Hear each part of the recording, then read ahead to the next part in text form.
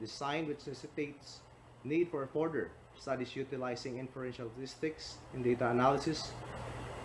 Studies be further conducted in investigating and assessing what are factors that cause the post-surgery infection in this hospital. Also, a study can be forwarded to the Infection Prevention and Control Committee as a response of the strict implementation of infection control measures in the operating room. For the limitations limited only for the orthopedic cases and closed femoral fractures and being confined in one healthcare institution, very limited number of cases. Good day, everyone. I am Basilio Sinisa Jr. with my study entitled Post-Intramedullary Nailing Osteomyelitis among closed femoral shaft patients from January 2015 to December 2020 in a tertiary. From the 518 cases of closed femoral fracture, tissue contraction, abundant callus formation of fracture fragments, and thus created more complicated surgery, increased operative time, and blood loss. For the recommendation, the study only made use of descriptive design which necessitates need for further studies utilizing inferential statistics in data analysis. Studies be further conducted in investigating and assessing what are factors that cause the post-surgery infection in this hospital. Also, a study can be forwarded to the Infection Prevention and Control Committee as a response of the strict implementation of infection control measures in the operating room. For the limitations limited only for the orthopedic cases and closed femoral fractures and being confined in one healthcare institution, very limited number of cases being examined despite the 5-year period coverage, and other studies be conducted to cover a variety of cases of fractures. For my conclusions, osteomyelitis remains to be one of the most postoperative complications following open reduction intramedullary nailing. All cases identified followed path of the usual cause of closed femoral fracture. Findings of these studies validated previous findings, validating the standard care of patients with closed femoral fractures. Most of the osteomyelitis cases identified in this study show the demographic of the typical femoral fracture patient, a young adult male with a high energy injury caused by a road traffic accident. The infection rate of 3.4% after intramedullary nailing of closed femoral fracture is slightly higher than the established infection rate of similar cases in developed countries. These are my references.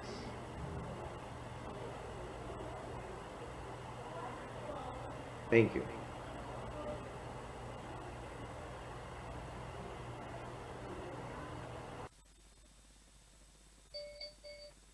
Thank you, Dr. Sinisa.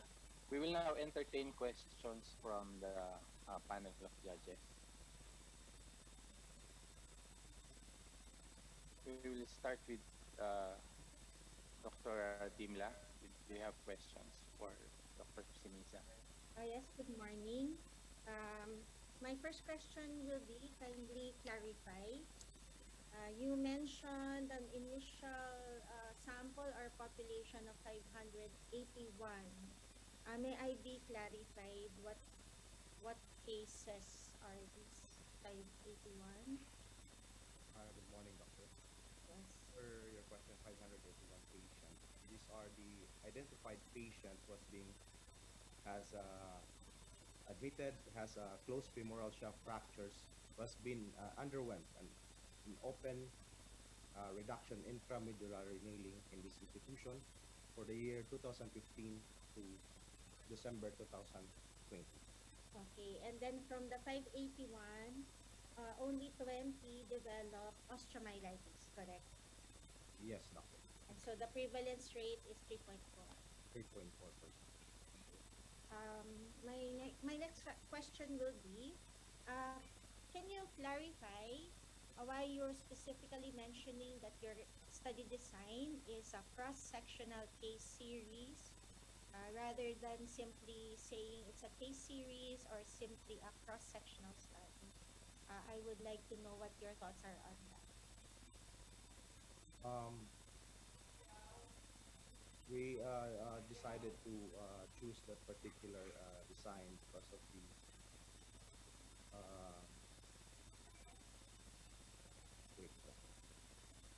because of the the particular length of the study, the particular um, length of the study, as well as the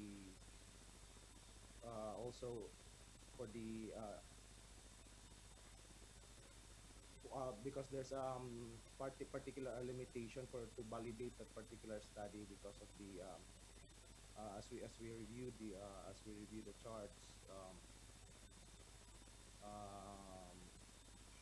as we review the charts from 2015 to 2020, um, because of the there are particular instances that we did not uh, wait, yeah, Probably, there, there yes, are some limitations in reviewing the charts because of the length of time.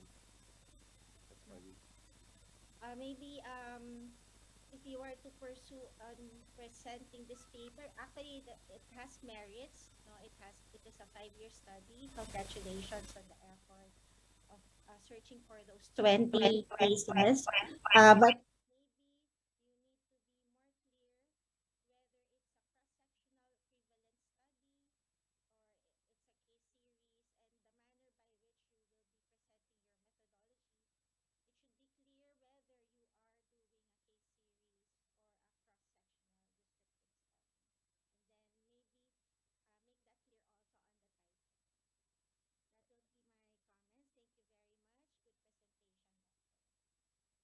Dr. Seniza. And just a comment, is there a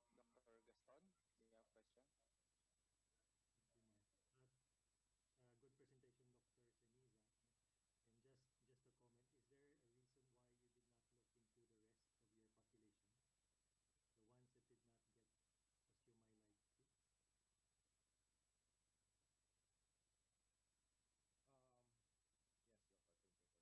um, yes, doctor, thank you for the question. We are more concerned more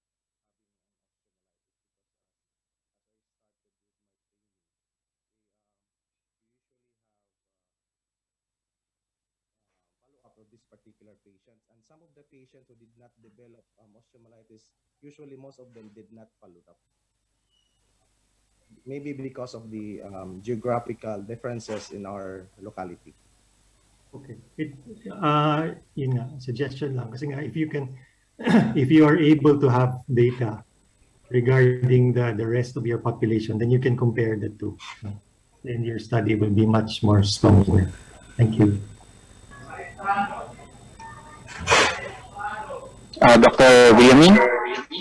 Yeah, thank you for your presentation, Dr. Seniza. What would be meaningful in clinical practice would be to know the factors affecting the increased rates of osteomyelitis among your patients kasi close sila. But I would be more interested in that. What you presented is just the demographic of your patients and not really getting deeper, analyzing the different factors that would affect the increase in your osteomyelitis in your patient. So that would be more beneficial for the common orthopedic doctor. Is there any effort to obtain these factors? Yes, sir. We thank you for the question, sir. Yes, sir. We identified that particular those particular areas, especially in our setting. There's a difficulty in procuring the implants. That's why most of our patients usually stayed for more than 2 weeks, and Yeah. most of our So patients I live. think yeah, you can enumerate them. I saw them, you enumerated them in your discussion, pero what would be more beneficial to us is for you to, well, list them down and try to put a number on that so that well, we can use it in our everyday practice. Thank you. Yes, sir. Thank you, sir. Um, Dr. Dimla is raising her hand.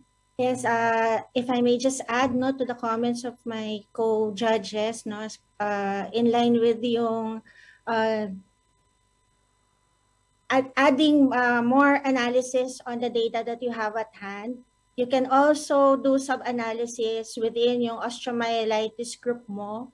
Probably determine, mag 2 by 2 table ka, you can do a sub-analysis based on the implant use, because of the 20, only two types of implants were used. So actually, you can do a sub-analysis in terms of correlating the other factors. Tapos yun, sub-analysis by anong implant. That's one thing more that you can do. Thank you. Thank you, Doc. And thank you very much to the judges and to Dr. Sinisa. Thank you.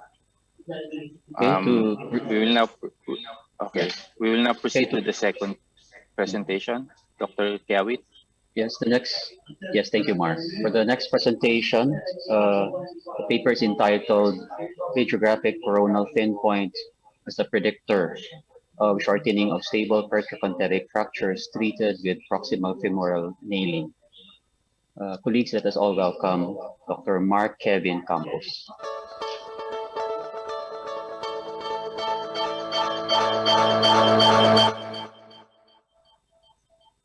Good day, everyone. Campos, and I'm here to present my research paper titled Radiographic Coronal Thin as a predictor of shortening of stable pertrochanteric fractures treated with proximal femoral nailing. Fractures of the hip are the second leading cause of hospitalization in the elderly, and they present with higher mortality at 1 year, attributed by decrease in mobility as well as decrease in independence. Hecht et al. Developed a novel measurement using a plain CT scan to measure the coronal thin point, which is the narrowest distance between the lateral wall cortex and the most distal aspect of the lateral aspect of the proximal fragment.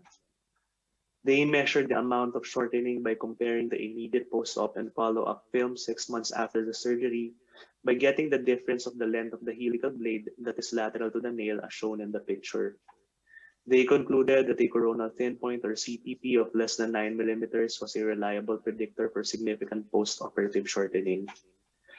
The significance of the study is to identify whether or not radiographic coronal thin point can predict shortening, which would help orthopedic surgeons to arrive at better management plans, what type of fixation is most appropriate, and finally to have better outcomes. My general objective is to determine if radiographic coronal thin point can predict shortening among patients aged 85 years old and below, treated with proximal femoral nailing with stable pertrochanteric fractures. My specific objectives are to describe the demographic characteristics of patients with pertrochanteric fractures, as well as to compare radiographic measurements in patients who underwent PFN, and lastly, to determine the best cutoff score of CTP for predicting shortening after proximal femoral nailing in patients with pertrochanteric fractures. Now let's proceed with the methodology. We used a cross-sectional study design wherein a complete enumeration technique was used, in which all patients diagnosed with stable pertrochanteric fractures who underwent proximal femoral nailing from January 2017 to January 2019 were included. Here are my inclusion criteria and my exclusion criteria. A medical chart and initial neutral pelvis injury radiograph with traction were taken and was reviewed using the PAX Plus application. The coronal thin point and lateral wall thickness were measured using the same application with 100% magnification as shown in the image. Additional measurements were also taken at immediate post-op and was compared at 6 months follow-up by subtracting the length of the helical blade lateral to the nail, as stated by Hecht et al. Now let's proceed with the results and discussion. After comparing the immediate and 6 months post-op measurements of the lag screw, we noted that only 2 out of 56 or 3.6% had a significant shortening, while mean lateral wall thickness among patients with and without significant shortening have no statistical difference. This graph depicts the ROC curve of the coronal thin point and the Yoden index, which suggests that the best cutoff score of CTP is less than or equal to 4 millimeters. We used the best cutoff score of less than or equal to 4 millimeters and plotted it in a 2x2 table, and results showed that the radiographic coronal thin point of less than or equal to 4 millimeters is a significant predictor of shortening, which is highly sensitive, specific, and accurate.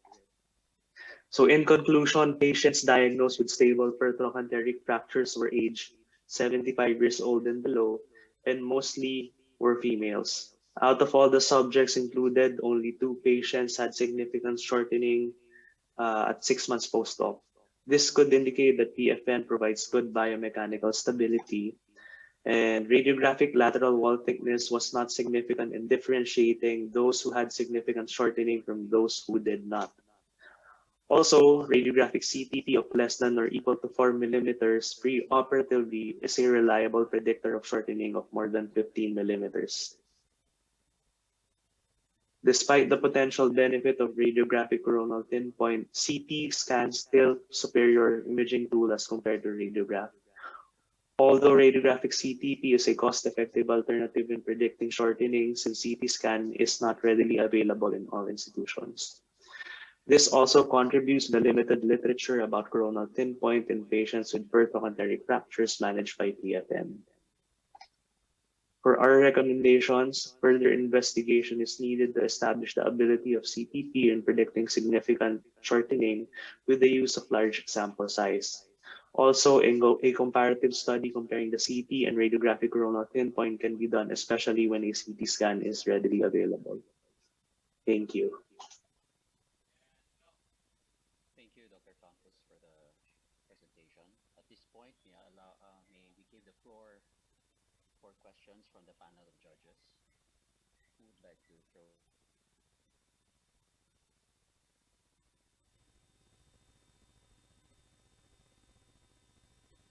Dr. Dibla, would you like to throw the first question? Oh, okay, good morning. My first question is, Doctor, is radiologic imaging the best way to measure CTP? As of now, Doctor, the only journal or the only study that is present, which was published last 2018, which they utilized a CT scan to measure the radiographic coronal thin point. As of now, we are the only institution who investigated with the use of a radiographic imaging for measuring the coronal thin point.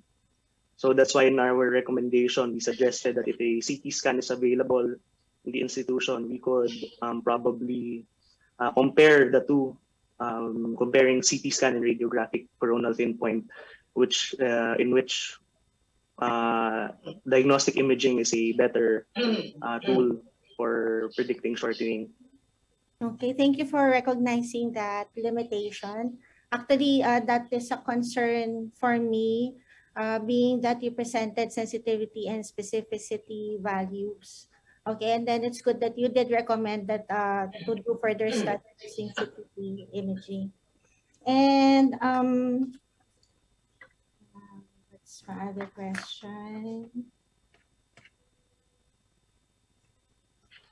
I think that's it for now. I'll try to record my other question. Thank you. Okay, thank you, Dr. Dibla. How about a question from Dr. Gaston? Campos, thank you for your research. Just quick question regarding, as I understand it, your CTP point, no, yung cutoff nyo was smaller than what was reported. No? Do you have any explanations for this? For this, sir, I think the major factor which differentiated the cutoff score would be I think the sample size. The previous study, which was published 2018, had a fairly larger sample size within their sample population. However, in our study, we only had 56 patients who were included. And these were all patients diagnosed with a stable pertoconteric fracture who underwent PFN in around a 2-year span, sir. So I think that's the major difference between the two.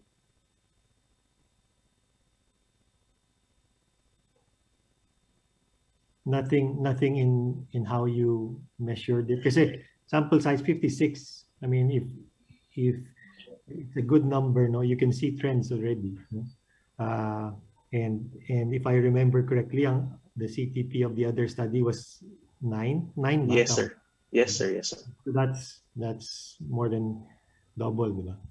So Yes, I was just wondering whether you thought that there was something to do with how it was measured or how the nails were placed, etc. Thank you. Thank you, sir. Yeah, thank you, Dr. Gaston. How about Dr. Villanin? I have to agree with Dr. Much. Ano, the structures of your bone wouldn't change even if you have smaller samples. So, ang laki ng difference ng CTP point. But I think the value of this paper is applying yung measurements ng CT with a radiograph. With that, ang question is how would you change your name? Kasi coronal thin point would assume na it's a CT imaging eh. Yes, So sir. you could modify the name of, instead of the CTP, pwedeng it's cortex pa ano whatever yung length of the cortex from the wall or something. Pero yun nga, CTP would assume na it's a CT scan measurement kasi. All right, Yun sir. lang. Thank you. Okay, thank you. Dr. Dimda, do you remember your question? Yes, I was gonna ask if you think that your study is generalizable. Your conclusion is generalizable. I'm sorry, doctor. What do you What I mean by? mean is, do you think that your sample, that you could apply the conclusions that you derive from your study to the general population meeting the same characteristics of your subjects? Okay. So I would think that based on the AO OTA classification of pertoconteric fractures, we could generalize the subjects. So it is all of the patients that were included were all having a stable pertoconteric fractures, and I guess all of the orthopedic surgeons can agree that we could diagnose stable pertoconteric fractures with the use of the AO classification provided. Thank you. Are there any more questions from the members of the panel of judges? If there are none, I'd like to thank Dr. Campos for his presentation and for answering the questions from our judges. I'll give the floor now to Dr. Cada. Okay, for the third presentation, it is entitled Computed Tomography Based Morphometric Analysis of the Subaxial Cervical Spine Pedicles in Filipino Population. It will be presented by Dr. Gian Martin Josue.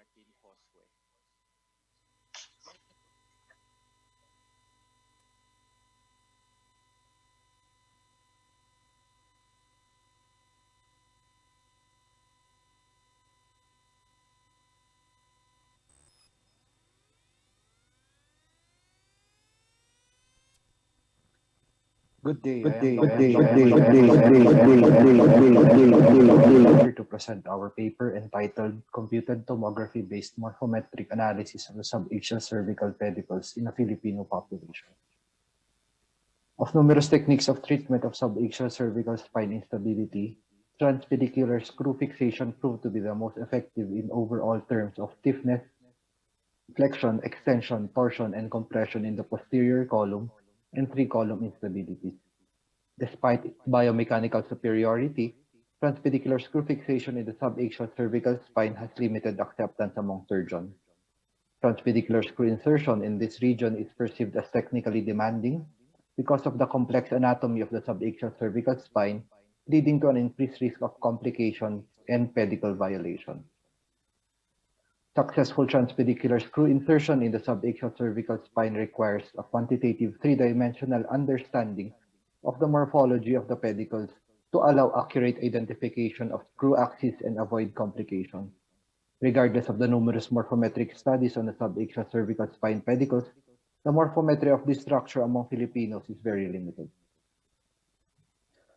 Objectives of the study is to perform a morphological study of the subaxial cervical spine pedicles in a Filipino patient population at our institution using cervical CT scans.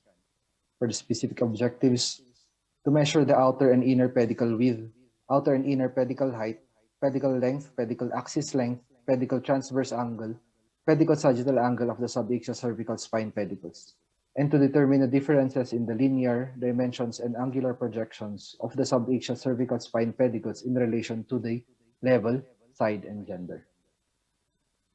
This study is a cross-sectional retrospective CT-based morphometric analysis to provide measurements of quantitative measurements of the subaxial cervical spine pedicles for the population, cervical CT scans of patients who underwent cervical CT scans for a diagnostic indication or as a part of the advanced trauma life support protocol from the imaging data bank of the radiology department of our institution from January to December 2019. To standardize the measurements of the images, images were viewed with the pre-configured osseous window setting in the Cynet Magic View Siemens PACS station. On axial CT scans, the linear dimensions measured were the outer and inner pedicle width, pedicle length, and the angular projections measured was the pedicle transverse angle. On sagittal CT scan images, the linear dimensions measured were the outer and inner pedicle height, and the angular projections measured was the pedicle sagittal angle.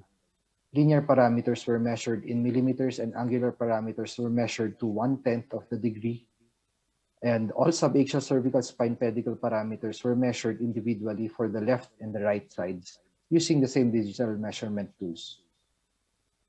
For the results, most of the participants were males with the following ages for both genders. And for table 2, the overall subaxial cervical spine pedicle morphological data for all the linear parameters measured, a gradual increase was noted from C3 to C7. For the angular parameters, the pedicle transverse angle variations from C3 to C7 demonstrated that they were wider in the upper subaxial cervical spine and narrower in the lower cervical regions at C6 and C7. The pedicle sagittal angle demonstrated a gradual change from upward inclination at the upper subaxial cervical spine to the downward inclination at the lower cervical regions at C6 and C7. The mean outer pedicle width at each level gradually increased from C3 to C7.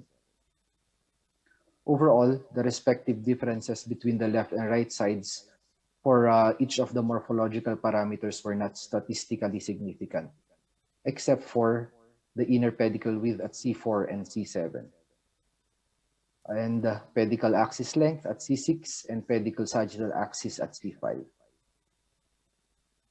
For the linear parameters measured, male subaxial cervical spine pedicles were significantly larger than females except for the pedicle length at C7.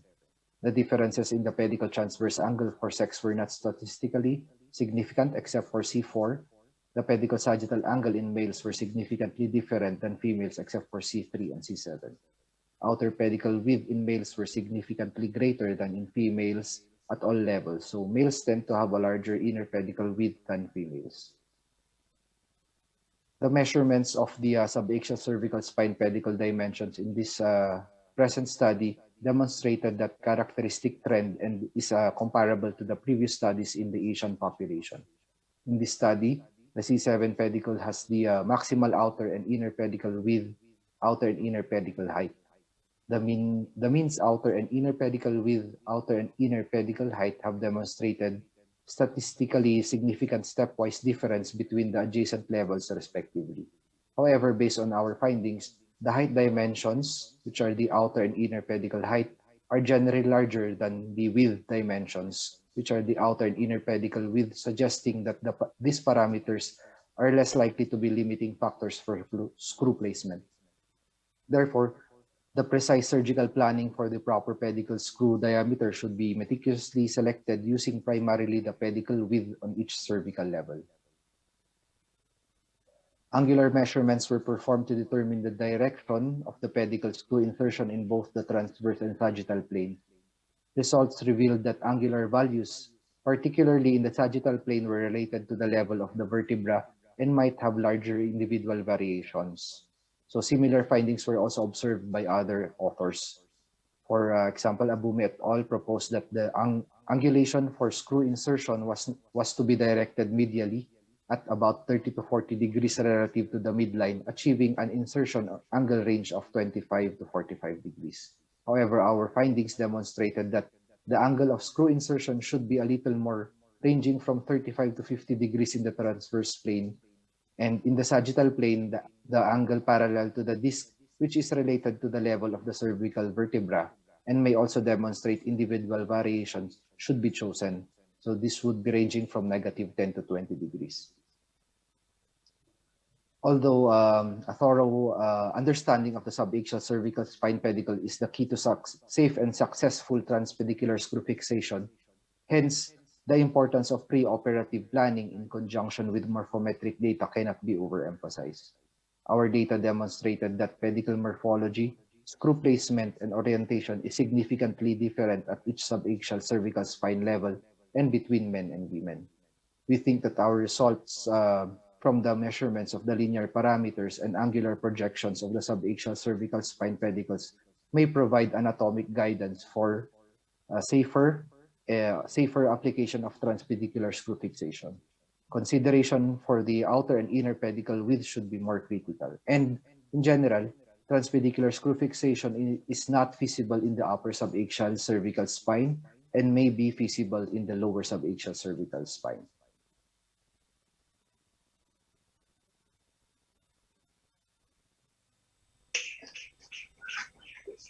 Okay, thank you very much, Dr. Josue. We will now entertain questions from our judges, starting with Dr. Villamin. Thank you for your presentation, Dr. Josue. I didn't see it in your paper. How would your data compare to the different population? You said it's comparable, but how far?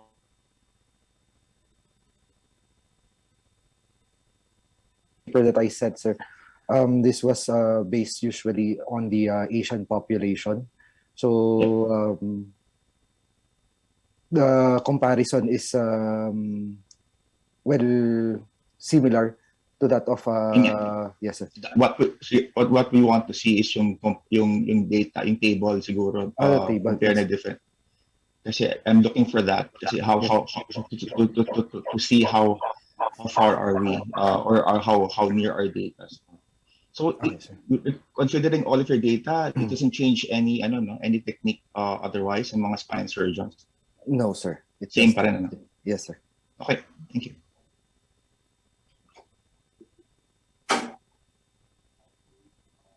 Dr. Gaston, do you have a question for Dr. Josue?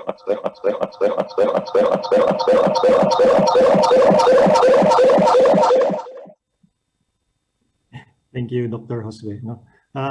Similar line of questioning kay Dr. Villamin. No? How does your data compare to a previously published study on the morphology of cervical spines in Filipinos? No? I think it was in one of the Philippine journals. No? So I think it's important that you take a look and compare your results, no? If they are similar. No? Yes, sir. Well, noted, sir. Thank you. Dr. Dimla? Yes. Is it being practiced that CT-based morphometric analysis is routinely done for patients who will need cervical screw insertion?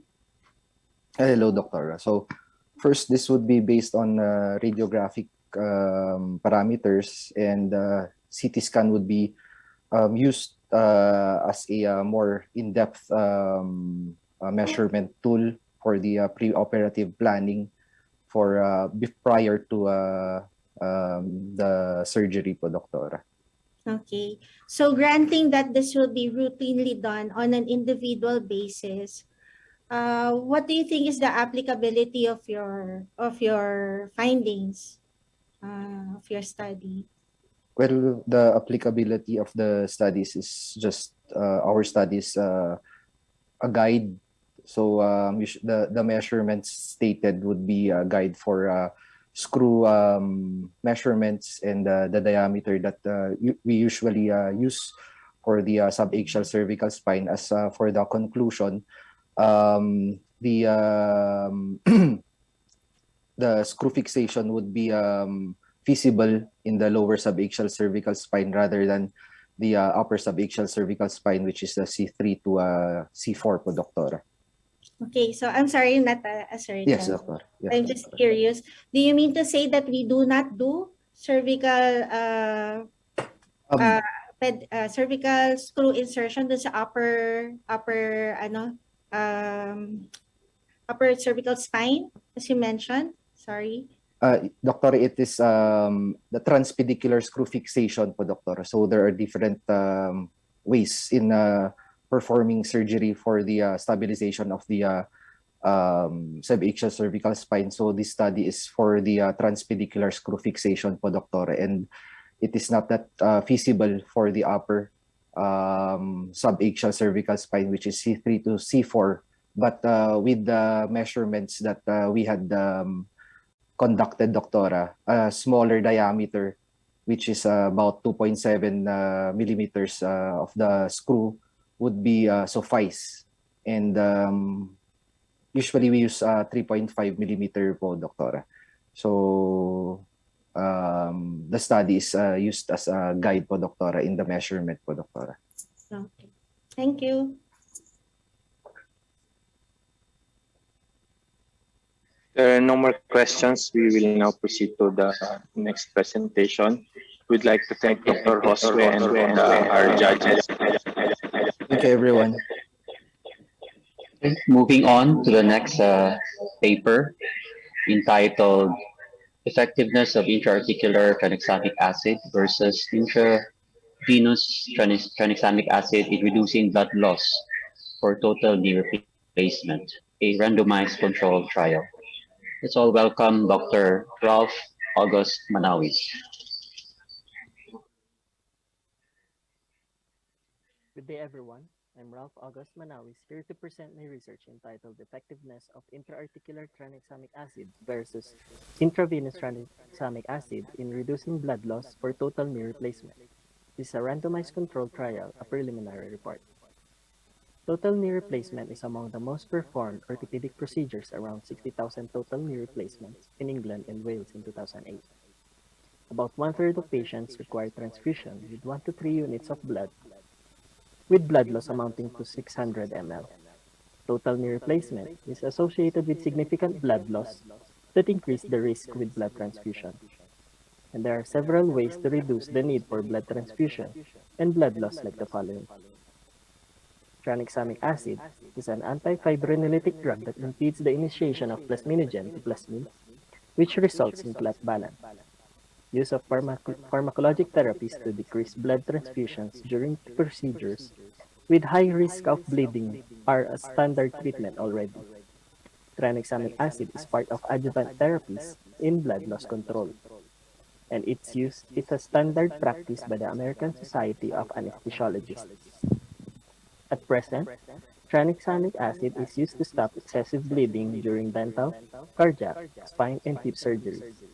Clinical practice guidelines strongly recommends that intravenous tranexamic acid administered as a single dose reduce the risk of transfusion by 81%. And in TKR procedures, multiple doses of IV tranexamic acid were administered, reducing transfusion by 75%. Intraarticular tranexamic acid during TKR has only begun to gain popularity in recent years. The drug is given as an intraarticular wash into the joint after wound closure.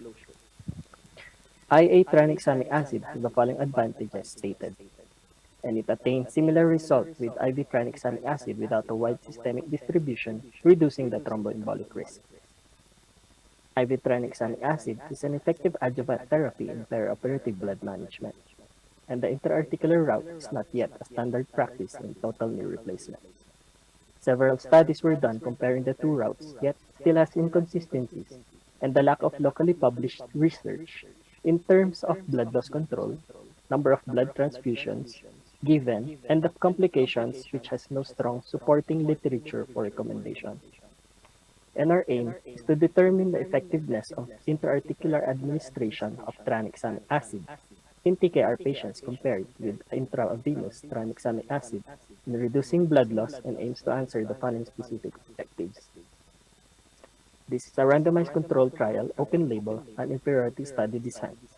Participants were adult patients in a single center who underwent primary TKR with arthritis from April 2021 to January 2022. Once the patient meets the inclusion criteria, consent was secured. Computation of the sample size used 95% confidence interval, 80% power, and 38% exposed with outcome and 99% unexposed with outcome through OpenEpi version 3.1. Total sample size was computed at 20 and the sample size for each group is 10. Computation was based on the study by Wong, where the exposure outcome was based on the 32% change in the mean reduction of post-op hemoglobin levels comparison with pre-op levels. And based on our 2019 census before the COVID-19 pandemic, the department had a total of 20 cases of TKR, and for the year 2020 up to the present, we had only a total of 7 cases. Randomization done via Brolats, Group A as the treatment group and Group B for the control group. Consultants experienced in TKR assisted by the 3rd and 4th year residents were responsible for the procedure and was performed using a standardized technique. IV tranexamic acid was computed in a 15 mg per kilogram IV infusion 4 times. The first dose will be given during induction of anesthesia. An additional 3 doses will be given post-op. For the study procedure, 3 grams of tranexamic acid in 100 ml of saline solution was prepared and flooded into the joint for 5 minutes after bone cement and components were placed. The volumes of blood were recorded, and the blood of each patient was calculated according to the Nadler formula. And from April 2021 to January 2022, 7 patients underwent primary TKR, and they were randomized to receive either intra-articular tranexamic acid or the IV tranexamic acid. In the profile of the participants, majority are the age of 65 to 80, most are female, pre-obese, with a degenerative pathology with an ASA class of 2. All the patients had comorbidities with medications and had spinal anesthesia for surgery. Although not clinically significant, there's lesser amount of blood noted in the suction button and weight of operative sponges in the treatment group compared with the control group. Estimated blood loss at 48 hours was 673.5 ml in the experimental group and 634.7 ml in the control group. No blood transfusion was performed in both groups, and post-op hemoglobin level at the 48-hour post-op was not significant. There are no differences in the time the bleeding was controlled, and estimated blood loss at 48-hour post-op had no significant difference. No difference in complication rates 1 month after surgery. Pain severity scores showed lower pain scores who had intra-articular tranexamic acid, although it was not statistically significant. No significant difference in hospital costs, and Table 6 shows equal functional improvement between the two groups, which have excellent outcomes. Our study has limitations due to time, resource constraints, and the pandemic restrictions on elective surgeries. The sample size was not reached for this study, and as no transfusion was needed in both groups, analysis was underpowered for confirming non-inferiority of either treatment in terms of blood loss and that larger studies are warranted. In our study, intra-articular tranexamic acid of 3 grams, although cannot be concluded, showed that it was not inferior to the standard application by IV route. This study contributes to the body of evidence that IA tranexamic acid is equally efficacious and safe in preventing blood transfusion and has equal control of blood loss without complications. Thus, a local approach, minimizing the systemic side effects while reducing the risk of post-op bleeding is preferable. And these findings benefit the current practice in orthopedics locally and all patients undergoing TKR. Continuation of the study will be done to attain a larger sample size for conclusion if intra-articular tranexamic acid is really not inferior to IV tranexamic acid. Thank you. Thank you, Dr. Manawis. Now, let us call the 3 judges for their questions. Can we have Dr. Gaston to ask the first question? Dr. Manawis, thank you. It's very commendable that you have attempted the RCT, and I do suggest that you continue to achieve your sample size. Just a comment. You mentioned that the blood loss monitored from sponges, no, in the intra-articular group was even lower. Tama ba? How would you explain that? Anong effect ng tranexamic acid? You wouldn't have placed the intra-articular tranexamic acid at that point. Tama ba?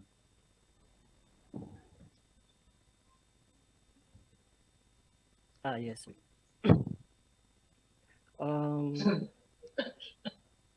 Due to that, sir, even the administration of the study drug, sir, we separated the operative sponges from the time of the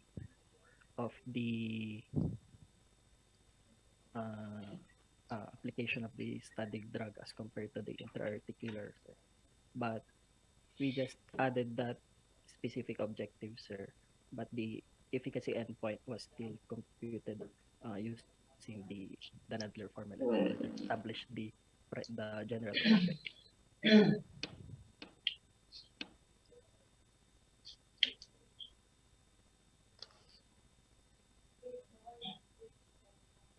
Dr. Gaston, you have a follow-up question for that? No, I'm okay. It's just that, yun lang, you might have to justify those results in your discussion. Okay, sir. Thank you, sir. Dr. Villamin? Yeah, the good point. Another point, yung treatment ng drains, no, parang you may or may not put a drain. So is that a factor in computing your blood loss? Or kasi of course the two drains will have a higher blood output. Yes, sir. Different surgeons have different ways of doing the procedure, sir. Yeah. So either surgeon put a drain or not put a drain, but Ang bottom line is if you have to have a meaningful data, you have to have a consistency, homogeneity in other areas para you can focus on your variable, which is the intravenous or the interarticular na tranexamic. Kaya that would be one point to improve the paper, increasing the number of size, being consistent with all the other factors. At the same time, i-wash lang pala siya, no? It's a tranexamic wash rather than parang injection on the synovium. Yes, sir. We flood the study drug, sir. I would imagine, I don't know, ano ba mechanism ng action ng tranexamic acid? It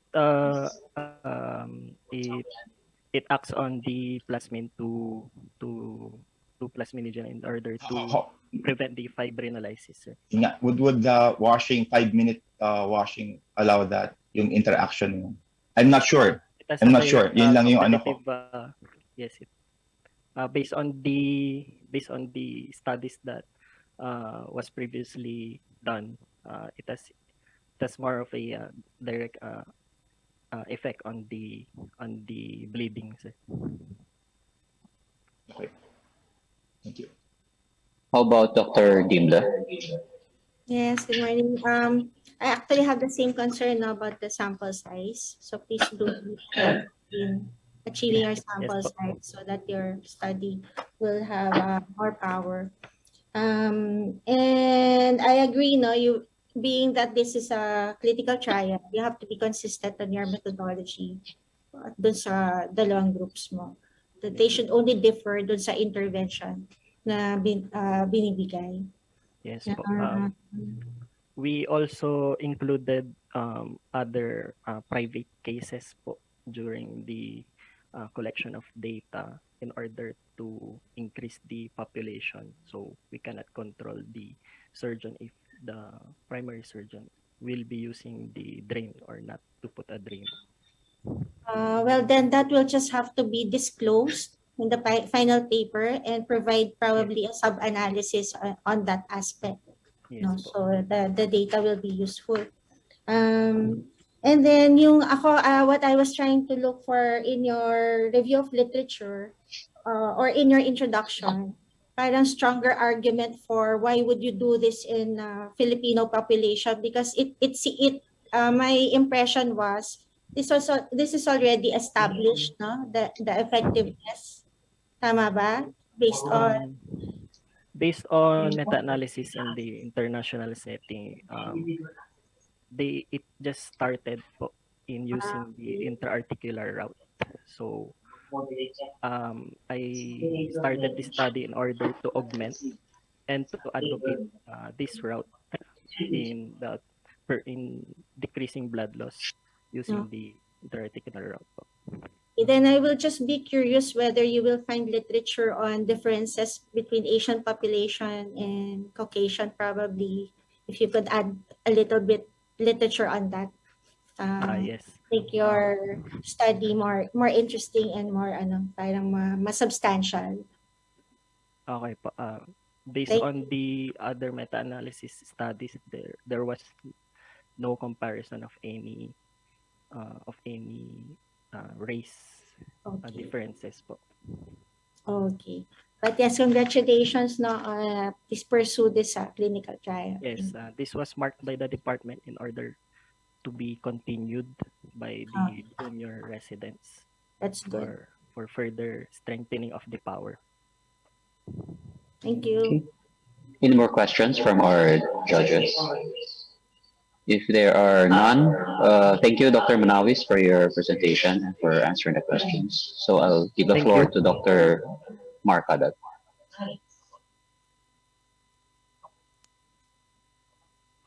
Okay.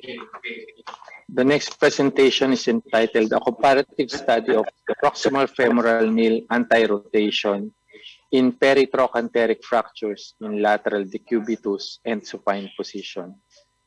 It will be presented by Dr. Vienna Poddor.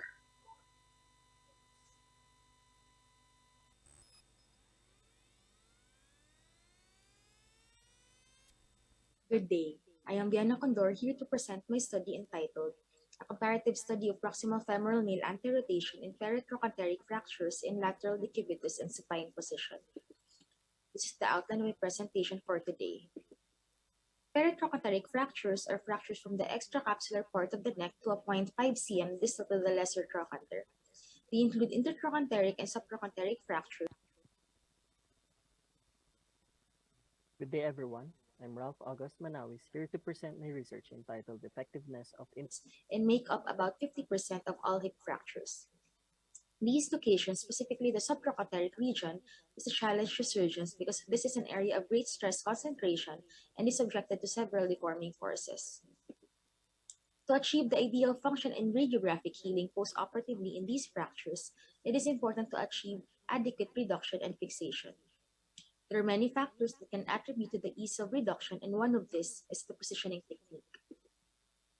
Numerous reports have addressed the advantages and disadvantages of the positioning techniques for antegrade femoral nailing. Supine on a fracture table offers sustained longitudinal traction without additional manpower, and it also provides circumferential access to the injured extremity. However, they require additional setup time, difficulty in accommodating obese patients, and complications reported such as the pudendal nerve neuropraxia and perineal sloughing. In the lateral decubitus on a radiolucent table, the injured limb is free to mobilize, improved access to the trochanteric entry points, and does not need a fracture table. However, they require additional manpower and difficulty in doing lateral radiographs when not positioned properly.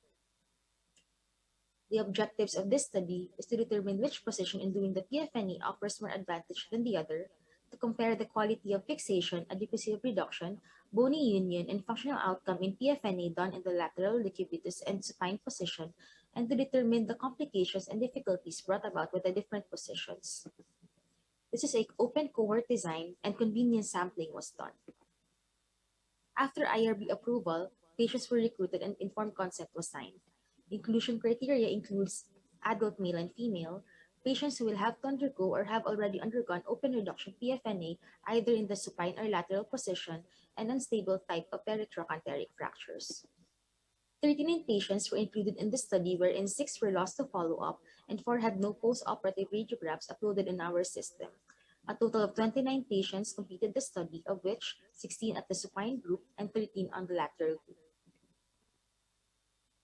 Demographic characteristics were taken, and outcome measures such as the quality of fixation and implant placement through the tip apex distance and Cleveland index and adequacy of reduction was measured post-operatively.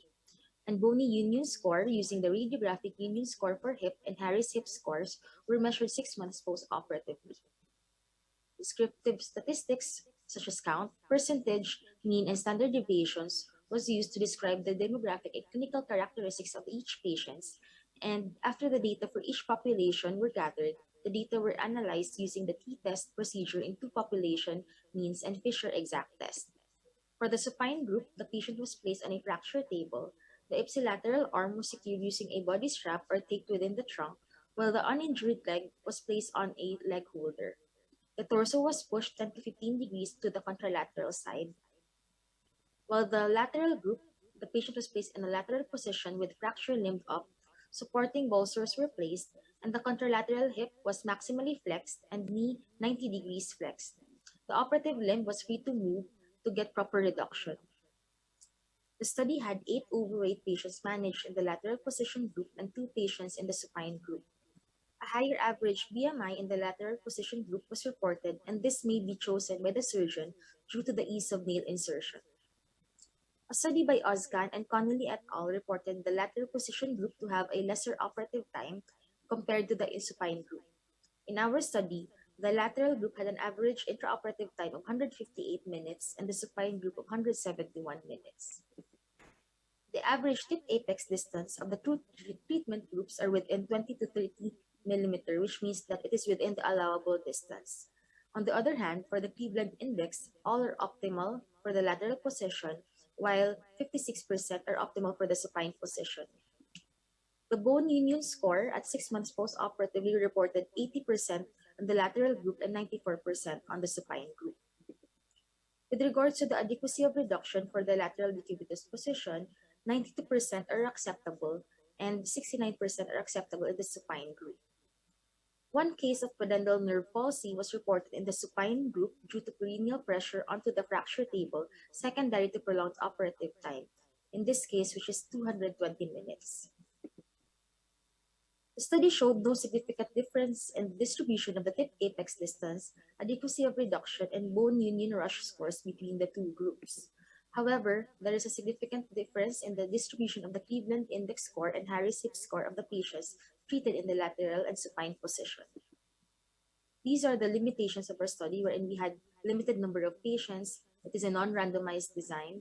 It is done by multiple surgeons which surgical techniques may vary and different fracture configuration difficulty. To conclude, this study shows that the surgical position did not affect the tip apex distance, adequacy of reduction, and bony union. All patients from both groups had excellent functional outcome at 6 months post-operatively, but the lateral position group was superior in terms of the Cleveland index.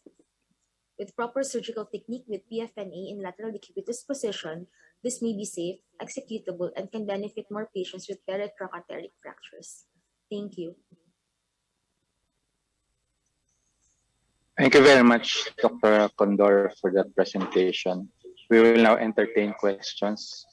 To start the questions, we will call on Dr. Dimla. Yes.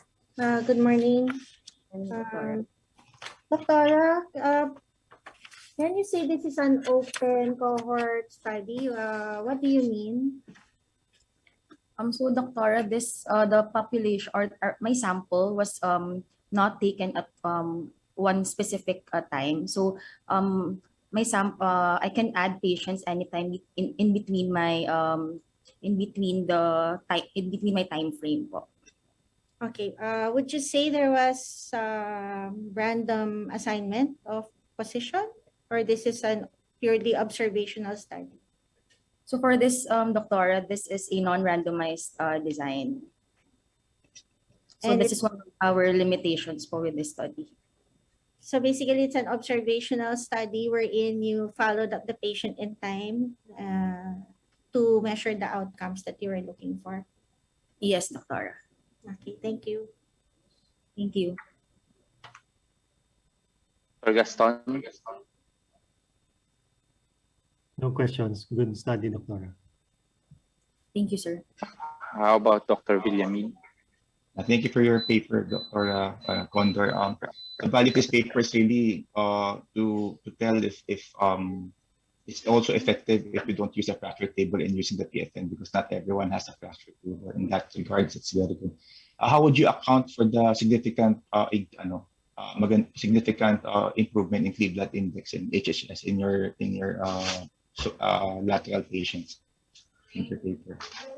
I think, sir, the significant difference on the Cleveland index in the lateral position group was more on because the ease of the reduction in our lateral group was more the surgeons had more ease in reduction when the patient is positioned on the lateral group since the patients were the lower extremity were more relaxed and we can freely mobilize the distal segment of the lower extremity po. That's why I think that's one of the explanation why the Cleveland index was superior in terms in the lateral group. Thank you. Thank you, sir. All right. If there are no more questions, we would like to thank Dr. Condor and the judges for this presentation. I now turn you over to Dr. Pete Terquiao. Thank you, Mark. Moving on to the next paper entitled Effect of Microdicin on Fracture Healing on Sprague Dowley Rats using Histomorphometric Study. Let us welcome the presenter, Dr. Angelo Carlo Austria.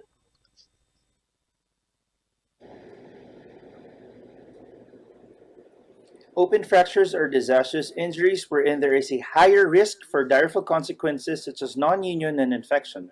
Thorough debridement as well as antibiotic therapy have been the mainstay of treatment to improve outcomes. Solutions may be added to normal saline to prevent infection as well as to enhance wound healing. However, as a caveat, many of these chemicals can also lead to tissue toxicity, which could compromise the healing process. As in effect, infection may have been avoided, but issues with union arise. Povidone iodine as well as hydrogen peroxide are commonly used solutions but have been proven to be cytotoxic to fibroblasts. At higher percentage of povidone iodine, bone tissue metabolism can be compromised. Other chemicals such as polyhexanide and chlorhexidine have both been proven to be deleterious to human osteoblasts and endothelial cells. Despite their antimicrobial properties, these are indiscriminate to both host and foreign cells and are potentially more detrimental than beneficial.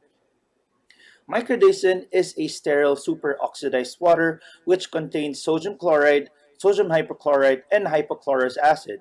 This has been proven to be safe for healthy tissue and at the same time has a high oxidation reduction potential that effectively eradicates microorganisms. Despite its major potential as being used as an irrigant in fracture surgery, there are no studies on the effect of microdicin on fracture healing. Good day, I am Dr. Angelo Austria and I'm here to present to you my study on the effect of microdicin on fracture healing on Sprague-Dawley rats using histomorphometric study. This is an experimental study involving 3 to 5 month old male Sprague-Dawley rats wherein their right midshaft femurs were subjected to fracture and subsequently exposed to different interventions of plain NSS for the control, 1% povidone iodine, and undiluted microdicin for the variables. After induction of anesthesia and surgical site preparation, the right femurs were exposed through an anterolateral approach. The midshafts were then osteotomized with an oscillating saw and were subsequently fixed through retrograde intramedullary nailing using a .45 Kirschner wire. The fracture sites were then bathed with the various interventions for 2 minutes, then subsequently irrigated with plain NSS. The fascia and skin were then closed thereafter. 3 groups were then subdivided into subgroups of 1 week, 2 weeks, and 5 weeks at which the rat femurs will be harvested. The rats were then euthanized at these time points and the femurs were subsequently fixed and decalcified. The callus regions were then prepared and checked histologically after staining with hematoxylin and eosin. The percentage area of osseous, cartilaginous, and fibrous tissue were then analyzed histomorphometrically in order to quantify the tissue present. As seen in the figure, These areas were selected digitally and was computed using the ImageJ program. The areas were then analyzed and compared using the Kruskal-Wallis test, and multiple comparisons were determined using Wilcoxon signed rank test. Null hypotheses were rejected at 0.05 alpha level of significance. Fracture healing is divided into 4 overlapping phases of inflammation, soft callus, hard callus, and remodeling. In rats, endochondral ossification starts at the end of the first week, which marks the start of chondrogenesis. By the second week, soft callus formation begins with a peak in the chondrocyte proliferation and starts to decline thereafter to bring about cartilage resorption. Cartilaginous tissue is subsequently replaced by woven bone, seen as solid union by the end of the fifth week. From this point onwards, remodeling will commence. 38 rats were initially recruited, wherein 2 rats succumbed immediately post-op due to the additional anesthetic dosage given, and 1 died at post-op day 2 after showing signs of poor oral intake. Hence, a total of 35 rats were included in the study, with no other complications noted. In the percentage area of tissues, through time, there was an increasing trend of osseous tissue and a decreasing trend in the fibrous tissue, which shows the development of fracture healing. Cartilaginous tissue was also noted to peak at second week, in keeping with the timeline of fracture healing in rats. At 1 week post-surgery, the predominant tissue is fibrous tissue in all the interventions, with no statistical significant differences between the interventions in the scrub group analysis. At 2 weeks post-surgery, again, there is a peak in the cartilaginous tissue percentage and a general increase in the osseous tissue, but no significant difference was noted between the different interventions. In the 5th and final week post-surgery, osseous tissue is now predominant, signifying the hard callus phase. For the osseous tissue, microdacin had a significantly higher percentage compared with the 1% povidone iodine. As for the fibrous tissue, microdacin showed the least percentage and 1% povidone iodine had the most abundant. Evidence that fracture healing is taking place is illustrated when the percentage of fibrous tissue is decreasing over time, with a trend of osseous tissue increasing. At first week and second week post-surgery, the percentages of tissue formed did not significantly differ across the different groups, since endochondral ossification is preliminarily ensuing. However, at the 5th week post-surgery, it was noted that microdacin had a higher percentage of osseous tissue, which could be a potentiating beneficial effect. In the 1% povidone iodine group with a high amount of fibrous tissue, there is a higher potential for delayed union or non-union. Cartilage resorption indicates the replacement of cartilage by bone, wherein a higher value represents better remodeling. It was computed to be highest in the microdacin group, followed by the plain NSS, then the 1% povidone iodine. This shows that there is a more favorable remodeling observed in microdacin compared to povidone iodine. This may be attributable to the cytotoxic effect of povidone iodine to osteoblasts and fibroblasts, which may lead to a less efficient resorption. The effective clearance of the fibrous tissue in the microdacin group may be related to its accelerated angiogenesis effect, as well as the promotion of fibroblast migration and proliferation. In recent studies, mesenchymal stem cells that are programmed to stimulate basic fibroblast growth factors have been shown to speed up fracture healing through angiogenesis and differentiation of the mesenchymal stem cells to osteoblasts with rapid cartilage turnover. In addition to this, the antibacterial properties contributed by the hypochlorous acid could essentially aid in the eradication of microorganisms, especially in the background of open fractures with potential for infection. In comparison with normal saline, these superoxidized solutions are better at improving wound healing and wound status. In conclusion, microdacin has a more efficient ossification process, shown by a high amount of osseous tissue and a smaller amount of fibrous tissue, with a higher cartilaginous resorption, as well as its inherent antimicrobial property, making this a better solution than plain NSS or 1% povidone iodine. In essence, microdacin has a large potential as an irrigant during fracture surgery. Here are my references. Thank you for your kind attention. Thank you, Dr. Austria, for your presentation. May I ask the judges to be online and May I ask first Dr. Villamin for his question. Thank you, Dr. Austria, for your presentation. How is microdosing different from bleach? So bleach is a catholite. So catholite is a detergent, and But there is hypochlorite din siya. yes, Hypochlorous. technically, sir. Actually, bleach sir has hypochlorous acid, but its concentration is higher. It's also known as Dakin solution. In comparison to microdacin, it is 99% sterile water, and then just a small So percentage. essentially, it's a diluted bleach. Yes, sir. Yes, sir. All right. Okay.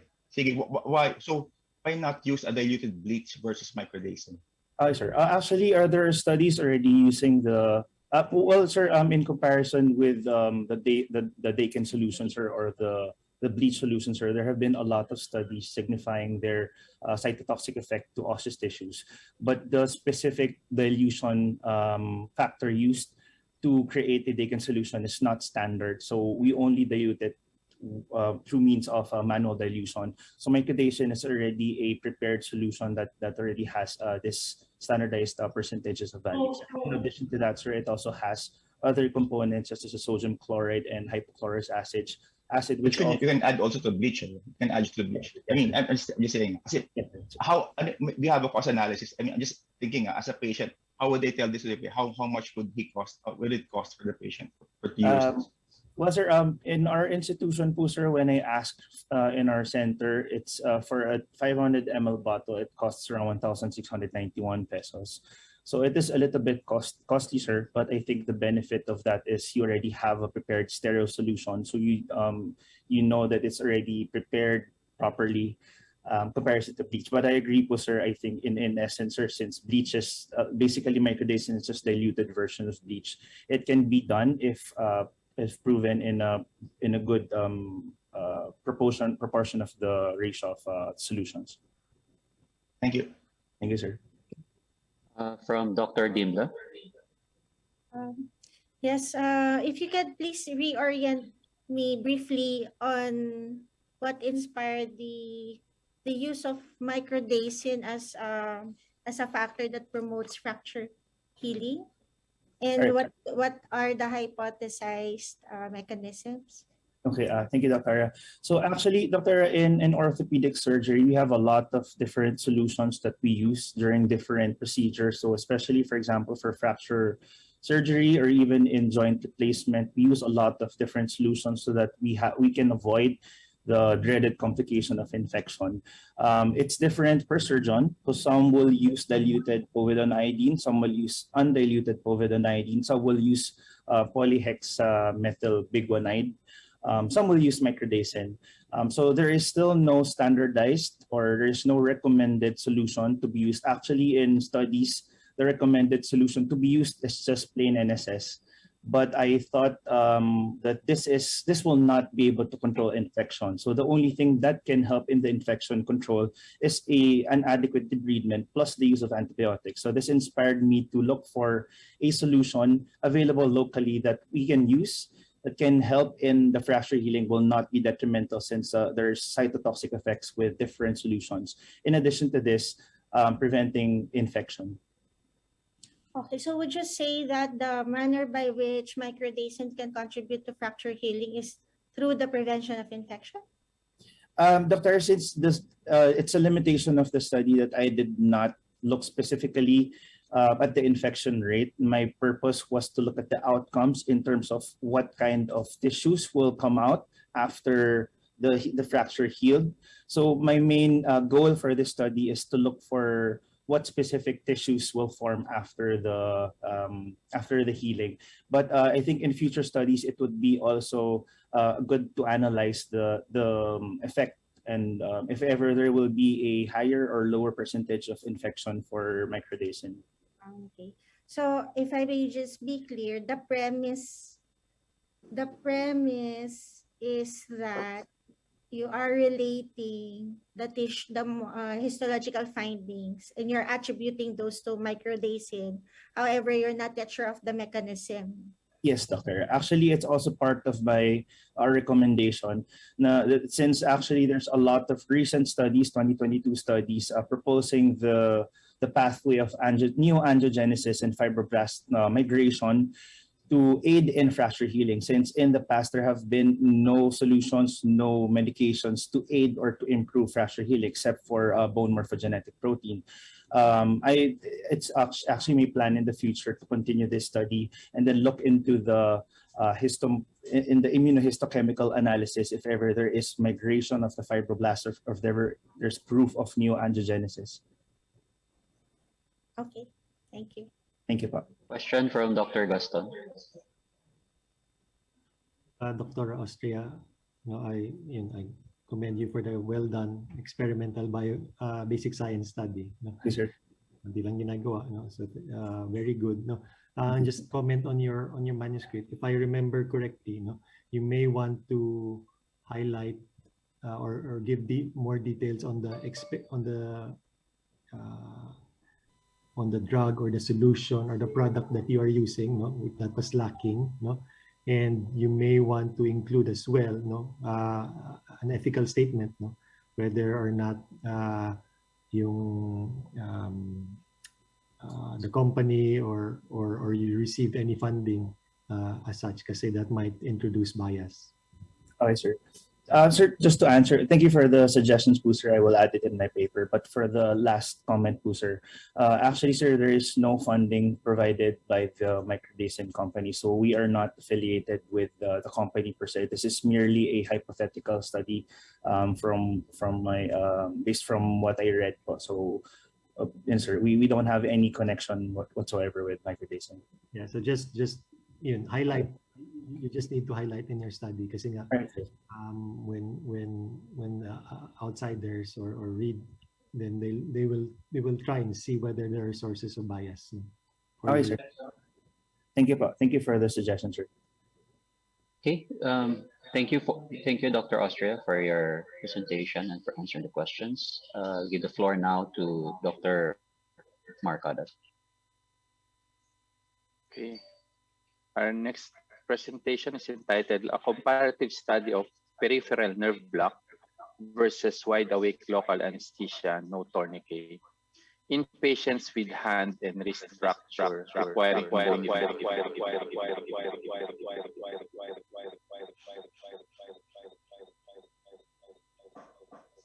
It will be presented by Dr. Lucio Mendoza, fifth-year resident from Villona Medical Center, and I'm here to present my paper entitled A Comparative Study of Peripheral Nerve Block versus Wide Awake Local Anesthesia, No Tourniquet, in patients with hand and wrist fractures requiring bone fixation, a clinical outcome and patient satisfaction. Here is the outline of my presentation. In December 2019, an outbreak of pneumonia from COVID-19 was reported in Wuhan, China. The WHO on March 11, 2020, declared the novel coronavirus outbreak a global pandemic.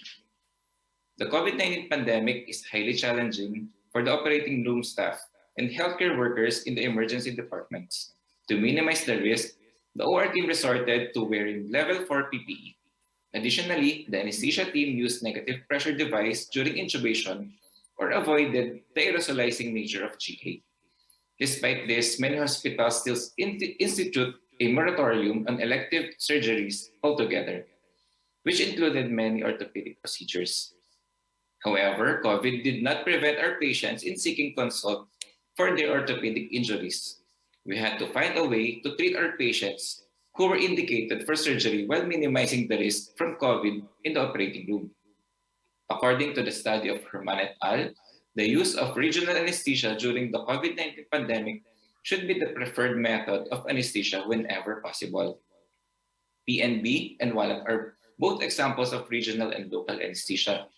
PNB has a good record in providing adequate anesthesia in surgeries of the upper extremities by blocking both motor and sensory nerves.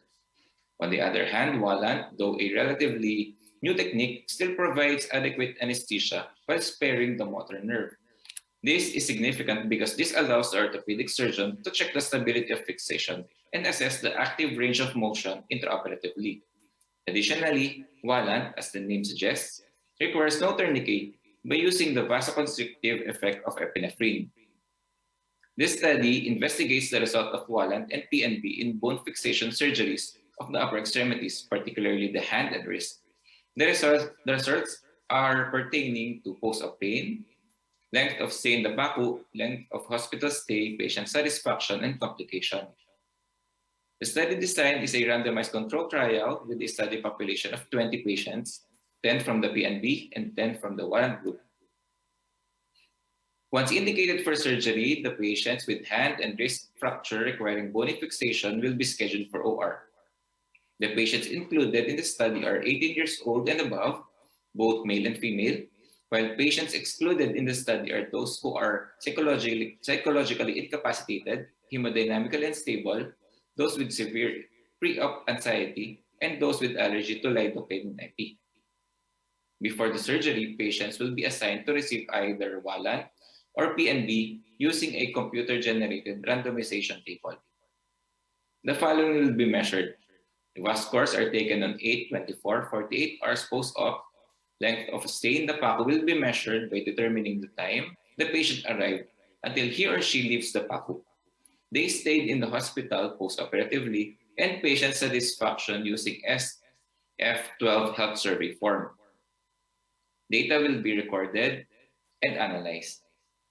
The patients randomized to Wallant will be injected using a gauge 27 needle with the following solution: 50 cc plain NSS, 50 cc 1% lidocaine with 1:100,000 epinephrine. Initially, 2 cc of Wallant solution will be injecting below the skin at least 1 cm proximal to the planned incision. Reinsert the needle distally within the 1 cm of visible palpable local anesthesia to avoid the pain of reinsertion. At the end of the injection, there should be at least 1 cm of adrenalized skin beyond all borders of the incision and dissection sites. Here are the sample surgeries done in our institution using Wallant. One of the advantages of Wallant is that it aids in the surgery by a real-time assessment of hand and wrist function to ensure adequate repair or fixation. Since the patient is conscious and not sedated, he or she can cooperate with the surgeon by actively moving the hand or wrist. As you can see in the pictures, the surgical field are clear and bloodless thanks to the effect of epinephrine. Here are the results of the data collected. Patients under Wallant group had a significantly less time at the PACU, with the difference of almost 100 minutes between the two groups. Further, the Wallant group had significantly less post-op pain at 8, 24, and 48 hours. However, there were no difference in the length of hospital stay between the two groups. The result of the patient satisfaction are as follows. Overall, both of the anesthetic group are highly rated by the patients. However, Wallant provided more excellent and more good results compared to PNB. Additionally, Wallant group showed a high level of self-rated overall rate. This graph showed no difference between PNB and Wallant in terms of moderate activity and climbing several flights of stairs. This graph showed a markedly less limitation in physical health post-operatively on Wallant group. However, there were a minimal difference in two groups in comparing the emotional health. Wallant also provided less interference during normal work outside and housework. This graph showed no difference in patients' feeling of calm and peacefulness. This graph showed increase in energy of Wallant group.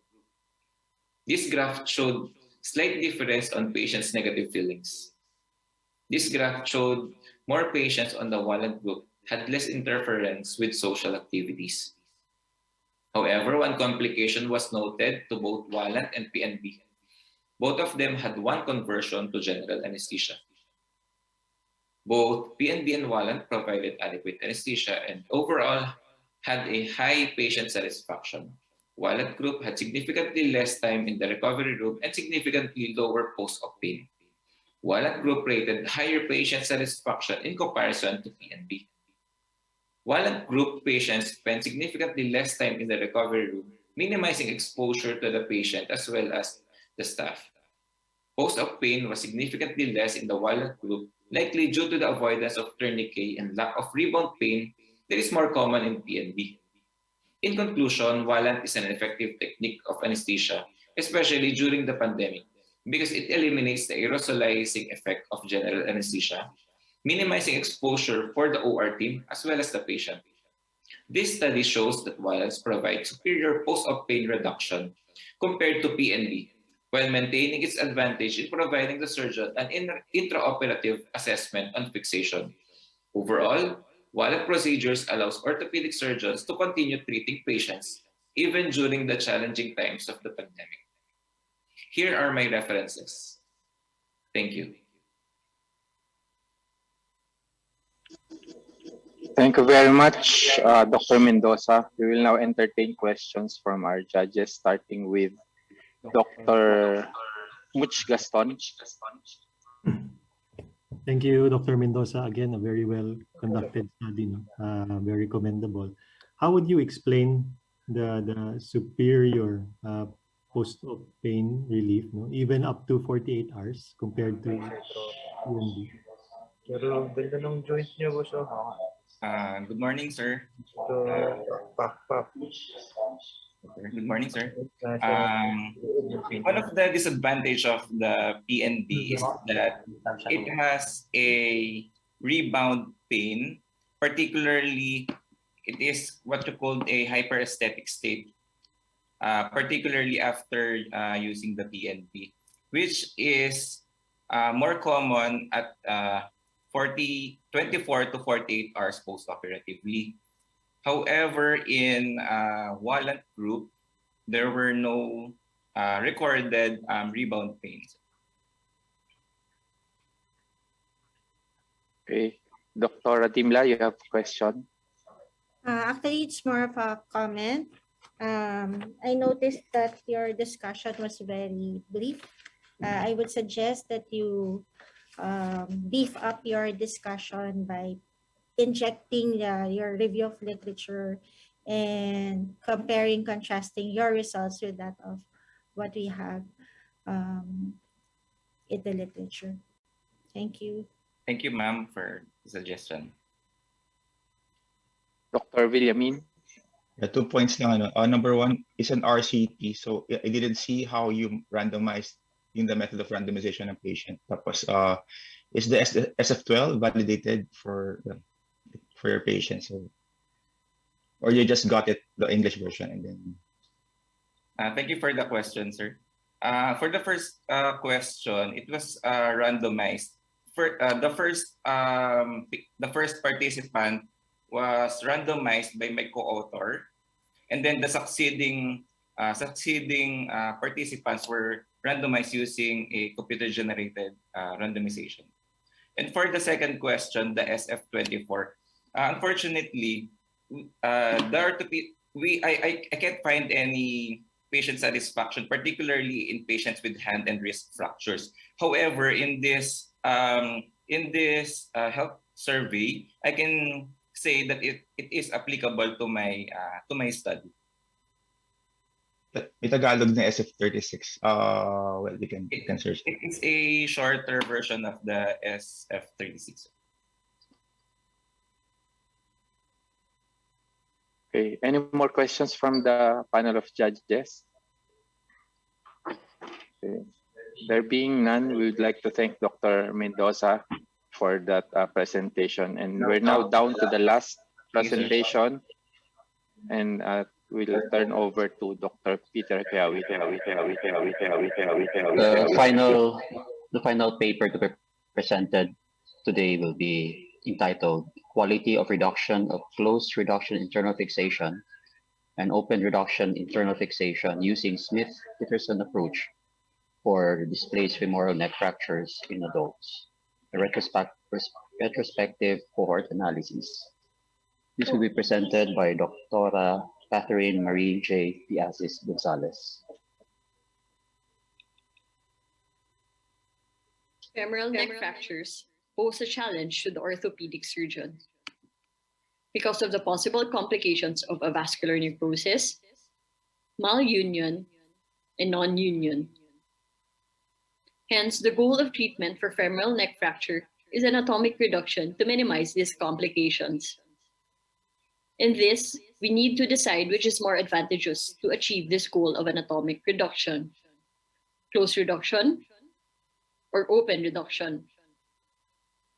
Good day, everyone. I am Dr. Catherine Marie de Asis Gonzalez, and I'm here to present my study entitled The Quality of Reduction of Close Reduction Internal Fixation and Open Reduction Internal Fixation using the Smith-Peterson approach for displaced femoral neck fractures in adults, a retrospective cohort analysis. We all know that the goal of femoral neck fracture fixation is anatomic reduction that can be achieved through closed or open reduction. In order to perform open reduction, Smith-Peterson and Watson-Jones are the two most common approaches to the hip. And we chose Smith-Peterson mainly because it allows access to the medial structures, it directly exposes the fracture, and it permits easier manipulation and control of the femoral head. Hence, this allows better visualization and palpation of femoral neck landmarks. Extensive research showed that there is still no published global study comparing the quality of reduction in close treatment with internal fixation and open reduction using the Smith-Peterson approach. Hence, this brings us to the objective of this study, which is to compare the quality of reduction of close reduction internal fixation versus open reduction internal fixation using the Smith-Peterson approach in displaced intracapsular femoral neck fractures in adults from a single trauma center. This study is a retrospective cohort analysis from January 2018 to December 2020 of patients with displaced intracapsular femoral neck fractures. Treatment was either close reduction and internal fixation or open reduction internal fixation using the Smith-Peterson approach, and the distribution was not random. The following outcomes were then measured post-operatively and on follow-up. Patients included in the study are those aged 18 to 60 years old with close displaced intracapsular femoral neck fractures with less than 7 days since injury and underwent surgery within 4 weeks. Those excluded were the ones in the slides, and also patients with a tip apex distance of greater than 25 millimeters post-operatively. Radiograph images were retrieved, and Powell's classification was used to categorize as Powell's type 1, 2, and 3. Garden alignment index and neck shaft angle were measured preoperatively and post-operatively and compared to the uninjured side. Patients in the CRIF group underwent the steps showed, followed by the insertion of a dynamic hip screw with D-rotator. Patients in the RF Smith-Peterson group underwent the following steps. And in this approach, the fracture fragments and reduction is greatly visualized. Quality of reduction post-operatively and maintenance of reduction on follow-up were the primary study outcomes. This is measured by the absolute change of the GAI and the neck shaft angle of the unoperated extremity compared to the operated extremity, immediate, 3 months, and 12 months post-operatively. Secondary outcome measures include the functional outcome and complications. Functional outcome was evaluated using the HireSIP score and was measured at 12 months post-operatively. Complications were assessed at 3 months and 12 months post-operatively. The following were the statistics used in the study. Results show that of the 20 patients with displaced femoral neck fractures, 11 patients underwent close reduction and internal fixation, while 9 patients underwent RF using the Smith-Peterson approach. Clinical profile between the two groups revealed no significant difference in terms of age and sex. Powell's classification was also comparable between the two groups. Comparing the absolute difference of GAI measured immediate, 3 months and 12 months post-operatively to the baseline unoperated side, results revealed that the absolute difference of GAI was significantly lower in RF Smith-Peterson than CRIF. Similarly, the absolute difference of the neck shaft angle between unoperated and operated extremity showed similar results. This means that RF Smith-Peterson achieved better anatomic reduction post-operatively than CRIF and was able to maintain the reduction until 1 year post-operatively. How then did Smith-Peterson achieve better reduction? Possible reasons are that Smith-Peterson approach permitted a good field of vision of the proximal femur, provided direct visualization of the fracture, and allowed easier manipulation and control of the femoral head, which led to anatomic reduction. 12 months post-operatively, complications in the CRIF group showed a statistical difference as compared to the RF Smith-Peterson group, with 6 complications in the CRIF group compared to only 1 complication in the RF group. The complications of the CRIF group had 1 patient with AVN, 2 with loss of reduction, 2 with implant cutout, and 1 with reoperation secondary to AVN. Meanwhile, in the RF Smith-Peterson group, the single complication was a stage 2 AVN at 12 months, wherein the patient was ambulatory without pain. Comparing the functional outcome between the CRIF and RF Smith-Peterson using the higher SIP score, studies showed a significantly higher score in RF Smith-Peterson with a higher SIP score of 88 than in CRIF with a higher SIP score of 60. An excellent higher SIP score was significantly higher in RF Smith-Peterson group. Furthermore, excellent results of the higher SIP score in RF is 5 out of 9 as compared to 1 out of 11 in CRIF. Good results in RF is 2 out of 9 as compared to 3 out of 11 in CRIF group. So what did we find out in the study? We found out that anatomic reduction is vital to achieve the displaced femoral neck fractures. RF Smith-Peterson outperformed CRIF in terms of the quality of reduction, maintenance of reduction, better functional outcomes with majority showing excellent higher SIP score results, and with minimal complications post-operatively. The population may be limited and a larger sample size with longer follow-up may be needed for future studies. In this, the authors recommend using the Smith-Peterson approach in treating displaced intracapsular femoral neck fractures in adults for better reduction, lesser complications, and improved functional outcomes. Thank you.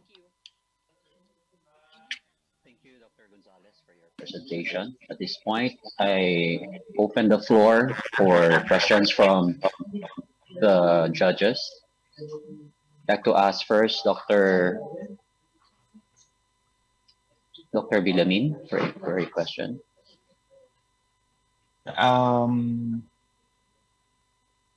Did you put the complication in your chart? I didn't see in your manuscript. The complication chart was there, but there's no really what type of complications were seen in each group. So that's my only comment. Okay. Well, we'll take note of that, sir. Thank you.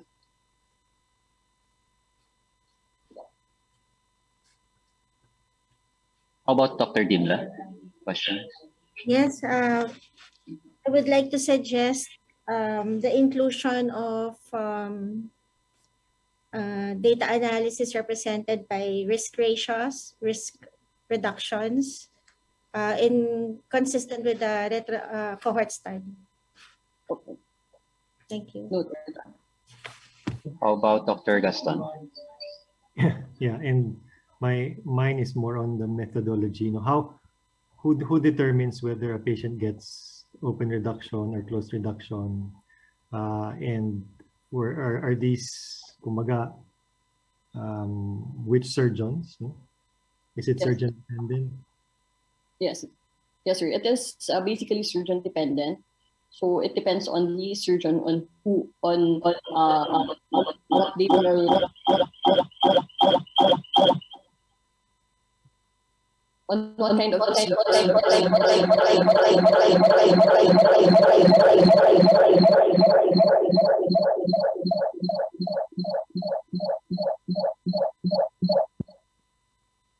or what kind of approach they will do to the patient. So after that, we actually will just us as researchers will just differentiate them between the open reduction and the closed reduction. Kasi the difficulty with interpreting cohort studies like this, no, especially kung maliit pa yung sample size, is whether you can generalize them, no, and yes. From my understanding, is it just the standard would be closed, tama ba? And then there are a few who do the open, Yes,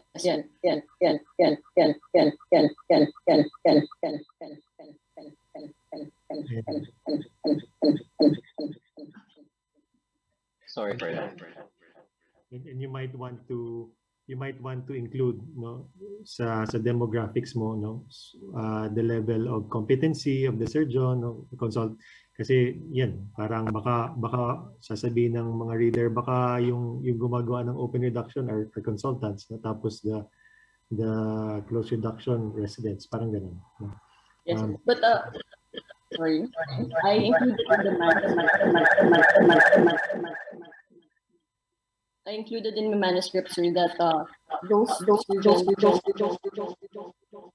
that did the procedure were only senior orthopedic residents and consultants. So it was specifically mentioned in the study.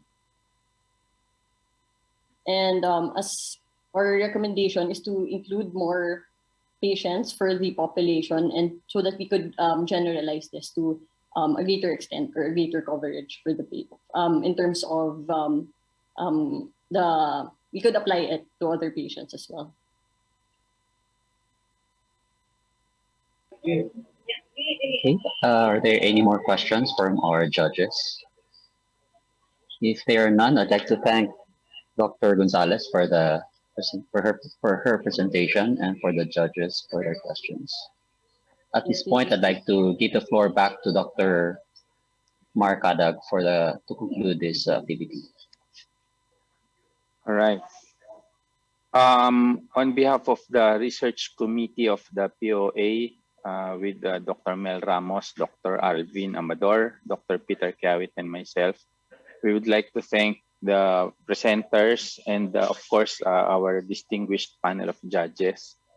And on behalf of the Board of Trustees of the Philippine Orthopedic Association, we would like to thank everyone for attending this morning's activity of the POA, which is the Residents Research Forum. We will see you everyone at 10:30 for the opening. In the meantime, we will have a snack symposium. We will have a snack symposium while awaiting for the start of the opening ceremony. Thank you very much. And the winners of the Residents Research Forum will be announced during the closing ceremonies. Thank you very much, and good morning, everyone.